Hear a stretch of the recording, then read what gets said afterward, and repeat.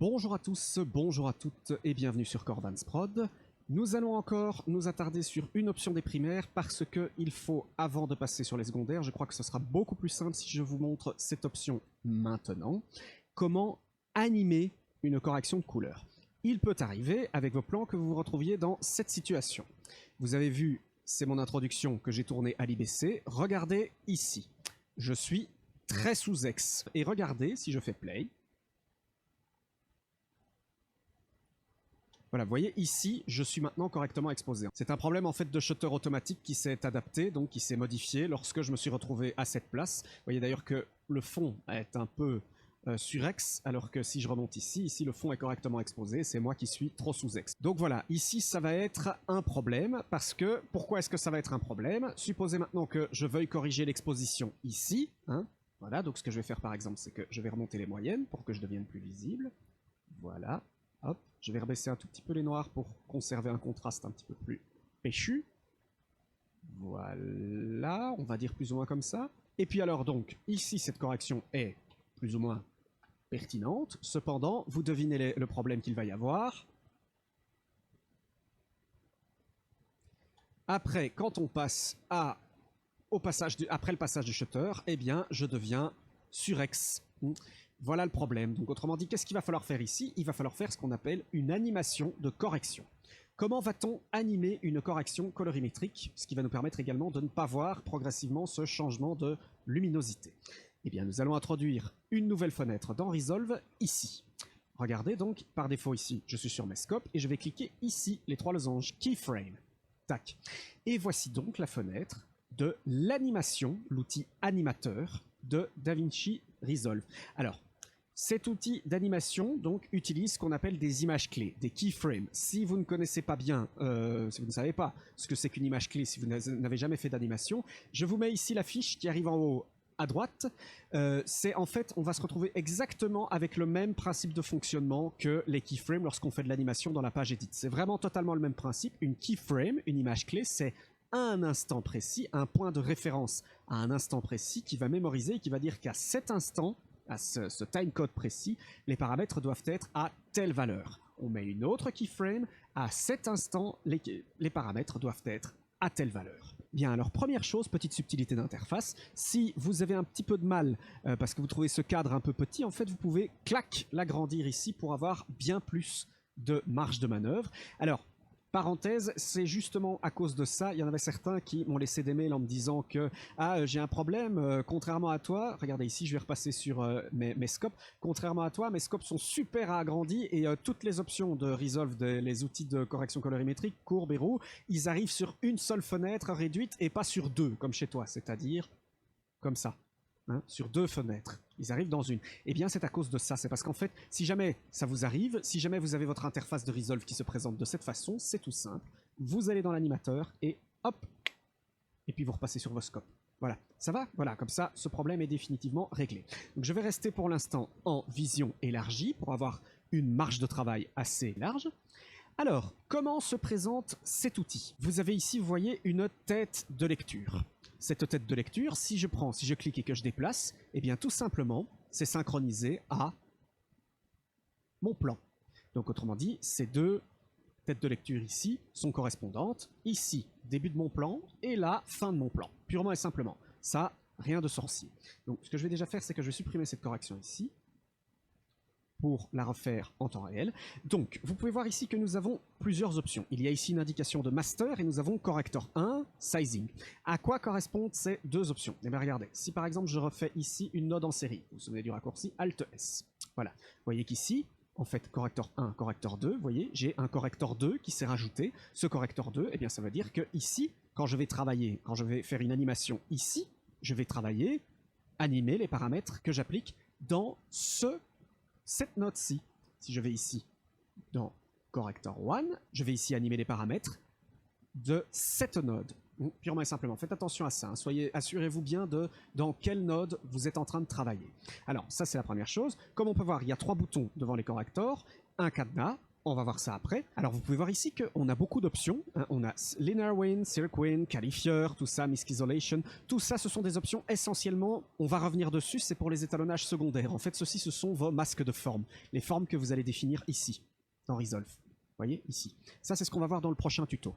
Donc nous, on va se concentrer pour l'instant uniquement sur un seul paramètre de l'animation colorimétrique, l'animation des paramètres de couleur. Où est-ce que ça se situe? Eh bien, ici. Vous voyez, ici, vous avez une indication Color Corrector. Ici, donc, tout ce que vous allez appliquer comme animation, il va la tenir en compte sur vos paramètres de couleur. Les options de couleur, les roues, les courbes croisées, etc. Tout ce que vous avez appliqué au niveau de vos corrections colorimétriques. C'est là-dessus qu'on va se concentrer. Le sizing que vous voyez ici en dessous, c'est pour animer justement le sizing de votre image. J'ai pas encore vu ça. Je verrai ça avec vous par la suite en bonus de fin de formation. Voilà, ça, c'est le principe de fonctionnement. Donc, comment va-t-on animer notre correction colorimétrique? Eh bien, dans un premier temps, nous allons déjà nous positionner à l'endroit de référence, au moment de référence. Par exemple, ici, vous voyez, si je passe à vitesse rapide, on le voit hein, ici, vous voyez, on voit clairement le changement de shutter. On le voit, zop, il est progressif. C'est pas quelque chose qui est net. Vous voyez, ça fait hop, ici, voilà, on part de là, hop, plus ou moins jusque ici. Voilà, ici, on peut dire que, voilà, ici. Ici, on va prendre ça comme point de référence pour nous dire qu'ici, notre exposition est correcte. Donc ce que je vais faire, je vais supprimer ce deuxième correcteur qui ne me sert à rien déjà, hein, et je vais aller donc ici, vous voyez, clac, sur mon correcteur 1, je vais me concentrer sur le Color Corrector, parce que ce Color Corrector, c'est là, ici, qu'on va modifier les paramètres. Et donc ici, ce que je vais faire, je vais clic droit et je vais faire Add a Keyframe. Alors, deux styles de keyframe, statique et dynamique. On va d'abord faire des dynamiques. Après, je vous montrerai la différence et quel est l'intérêt des statiques. Donc, add dynamique, voilà. J'ai créé un point de référence ici, hein, à cet instant-là de ma vidéo, pour dire à cet instant, les réglages doivent être comme ça. Comment hein, mais ils sont comment? Ben, comme ça, c'est-à-dire à 1, à 0. Comme ils sont, ici pour l'instant, j'ai rien touché. Donc ici, j'indique que pas de correction. Ici, les réglages restent ceux par défaut appliqués dans Resolve, c'est-à-dire pas de traitement précis appliqué. Bien. Maintenant, je vais revenir en arrière et je vais revenir, voilà, plus ou moins ici. Et donc maintenant, ce que je vais faire, c'est que je vais corriger mon image, mais en indiquant bien qu'à cet instant précis, là, les informations, les réglages doivent être différents. Alors pour ça, j'ai deux choix. Je peux faire la même chose que tout à l'heure, clic droit et faire Add Dynamic Keyframe, ou bien quelque chose de plus facile si vous avez plusieurs keyframes à ajouter les unes à côté des autres, ce sont ces deux boutons-ci. Je vais cliquer ici, vous voyez, sur le petit carré pour indiquer, vous voyez, il devient rouge. En fait, maintenant, qu'est-ce que c'est? Qu'est-ce que j'ai activé comme option? J'ai activé l'option qui définit que DaVinci Resolve doit mémoriser les réglages que je fais à tel instant. Donc ici, en fait, ce qui va se passer, c'est que dès que je vais faire une correction, vous allez voir, hop, hop, directement, vous voyez, DaVinci a ajouté une keyframe. Donc j'ai pas eu besoin de faire un clic droit Add Dynamic Keyframe. Et donc ça, vous voyez, c'est plus pratique si vous avez plusieurs keyframes à faire. Vous ne devez pas à chaque fois clic droit Add Keyframe, clic droit Add Keyframe. Non, pas besoin. Il vous suffit simplement d'aller aux endroits que vous voulez et vous modifiez vos paramètres pour ajouter des keyframes. Voilà. Alors je vais donc remodifier ici. Voilà, ça me paraît plus ou moins correct. Je vais redonner un tout petit peu de contraste, un petit peu plus de pêche. Voilà, je vais encore remonter un peu. C'est pas assez. Voilà. Un petit peu plus de pêche. Voilà. J'ai un tout petit peu baissé les... remonté, pardon, les hautes. Voilà. Et donc maintenant, vous pouvez voir que ici, mon plan est correctement exposé. Ici également, à ma keyframe. Et maintenant, que va-t-il se passer? Regardez, si je passe ici, on peut voir que là, par contre, cette fois-ci, la correction n'a pas bougé par rapport à tout à l'heure. Il n'y a pas de... Je ne suis pas sur X, il n'y a pas de réglages qui ont été appliqués. Et regardez donc maintenant, si je fais un play, et voilà. Vous voyez? On ne voit presque plus le shutter. On reste quasi... Ouais, il faudrait un petit peu peaufiner, mais vous voyez qu'on reste quasi hein, à exposition constante. Elle change quand même un peu. Donc là, à ce moment-là, c'est très simple. Hein. Il suffit d'ajuster les keyframes au fur et à mesure du temps. Vous voyez? Ce que je ne vais pas faire ici, l'essentiel, c'est que vous compreniez le principe. Voilà, et on voit presque plus le problème de shutter. Donc voilà, je crois qu'ici, il y a rien de vraiment compliqué à comprendre. Hein. Je crois que vous comprenez très bien le principe. À vous, justement, de d'utiliser cette animation en fonction de vos plans. Ce qui peut arriver aussi, par exemple, ce qui arrive très très souvent sur les tournages en extérieur, c'est pas un problème de shutter, vous pouvez avoir bien exposé, mais ce qui se passe par exemple, c'est que vous tournez en extérieur et que il y a un nuage qui passe. Il y a un nuage qui passe devant le soleil et d'un seul coup, on a progressivement, rapidement, notre lumière qui devient beaucoup moins forte. Donc l'exposition baisse, hein, elle devient plus diffuse, moins contrastée. Donc là, à ce moment-là, il n'y a pas trop le choix. En fait, ce qu'il faut faire, c'est corriger avec l'animation. Les nuages, c'est sans doute le point que vous allez utiliser le plus fréquemment pour vos corrections colorimétriques en animation. Voilà. Donc voilà, j'espère que ça c'est clair pour vous. Maintenant, l'option qui est à voir, quelle est la différence entre les keyframes statiques et les keyframes dynamiques? Eh bien, regardez, ce que je vais faire ici, je vais prendre la keyframe dynamique que j'ai créée et je vais faire ici Change to Static Keyframe. Tac. Voilà. Alors, à première vue,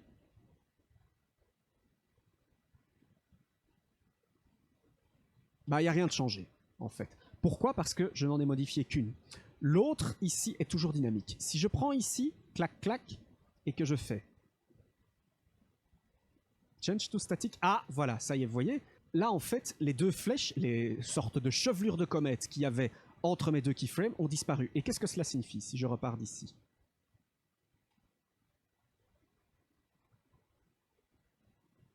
Paf! Vous avez vu? Dès qu'on a passé la keyframe cette fois, paf!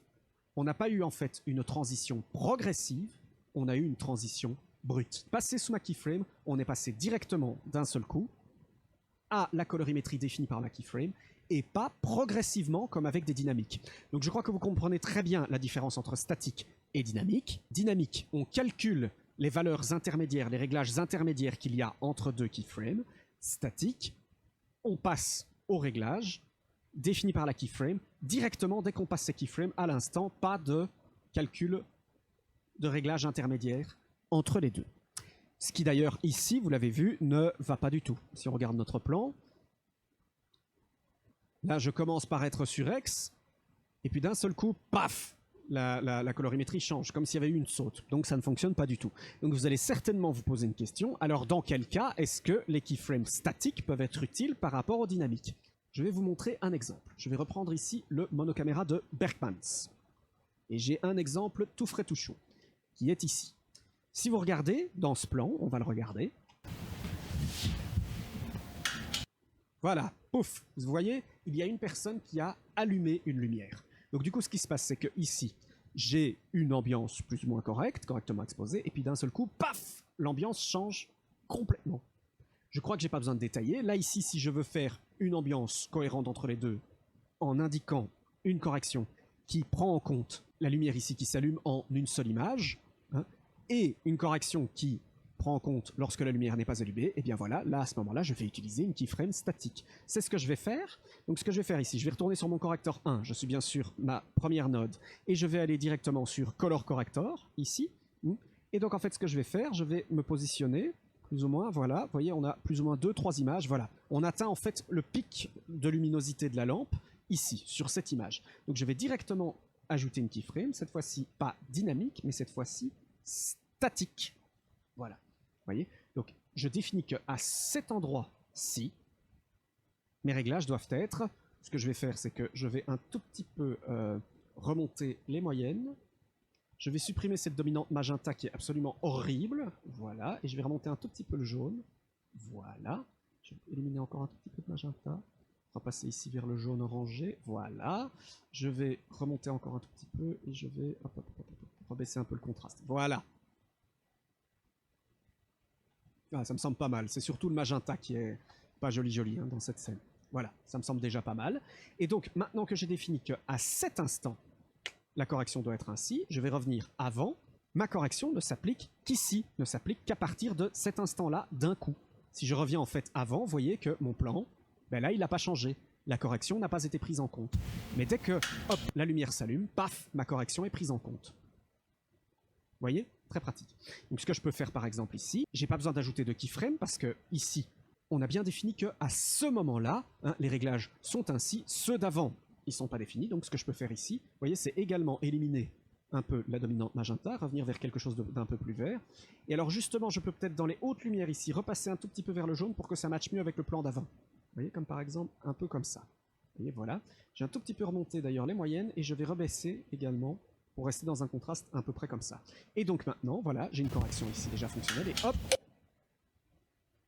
j'ai ici donc, directement après l'allumage, je reviens donc sur la correction que j'ai définie dans ma keyframe statique, ici.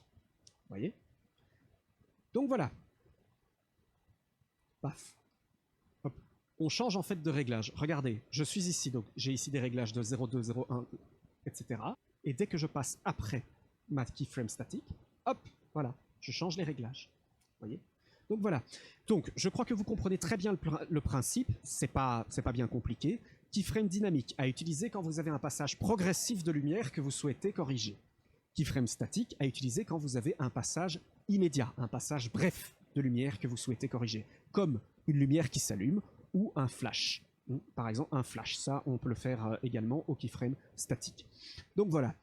Mais voilà, écoutez, j'espère quand même que ça vous a été, ce tuto vous a été instructif. Ne vous en faites pas, on va revenir sur cet outil d'animation, précisément quand on va revoir les formes, et je vais vous montrer également 2-3 options que je ne vous ai pas montrées. Hein, donc voilà. Eh bien écoutez, ce sera tout. Merci, j'espère quand même que ça vous a plu, et je vous dis à très bientôt.